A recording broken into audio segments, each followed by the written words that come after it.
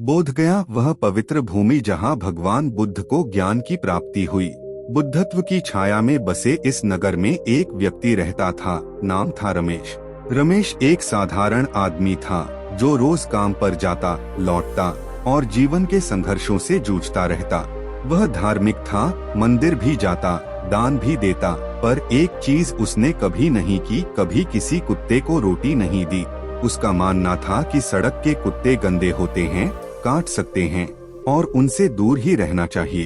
उसका घर बोधि वृक्ष के समीप ही था, जहां हर दिन कई श्रद्धालु आते जाते थे। कुछ लोग कुत्तों को रोटी खिलाते, पर रमेश उन्हें हिकारत से देखता। पहला मोड़ बोधिवन में मिला एक वृद्ध साधु। एक दिन की बात है, रमेश काम से थकाहारा लौट रहा था। वह बोधिवन के पास से गुजरा तो एक वृद्ध साधु ने उसे रोक लिया। साधु ने शांत स्वर में पूछा, पुत्र, क्या तुमने कभी किसी भूखे कुत्ते को रोटी खिलाई है?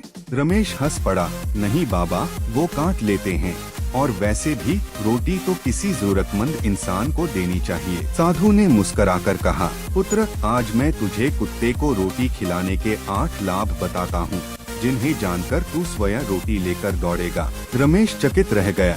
साधु ने उसे बोधि वृक्ष की छाया में बैठाया और ज्ञान की वर्षा शुरू की। एक अहंकार का नाश। जब हम किसी कुत्ते को रोटी देते हैं, हम यह मानते हैं कि यह जीव भी उसी ईश्वर की रचना है जैसे हम। यह भावना हमारे अंदर के घमंड को पिघला देती है। रमेश ने सिर हिलाया। यह बात उसके दिल को छू गई। 2 कर्मों का शुद्धिकरण। कुत्ता बिना किसी अपेक्षा के भोजन स्वीकार करता है। उस पर दया दिखाना हमारे पुराने बुरे कर्मों को जलाता है, ठीक जैसे अग्नि कचरे को राख में बदल देती है। रमेश सोच में पड़ गया, क्या मेरे बुरे कर्म इतने हैं? 3 भय का विनाश। जो व्यक्ति कुत्तों से डरता है, वो जीवन के अन्य डरों से भी डरता है। जब तुम अपने डर का सामना करते हो, जैसे कि एक भूखे कुत्ते को रोटी देना, तो धीरे धीरे तुम्हारा मन निर्भय बनता है। यह बात रमेश के मन में कहीं गहरे उतर गई। 4 आत्मा की शांति। एक भूखे जानवर को खाना खिलाने से जो आत्मिक संतोष मिलता है,